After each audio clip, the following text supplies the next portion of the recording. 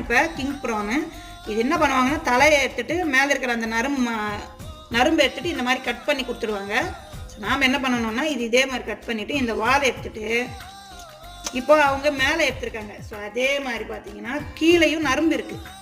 கொஞ்சம் time process ஆகும், but இருந்தாலும் கீழேயும் நரம்பு வந்து இந்த மாதிரி கட் பண்ணிங்கன்னா ஸோ நரம்பு ஈஸியாக வந்துருக்குங்க பாருங்கள்.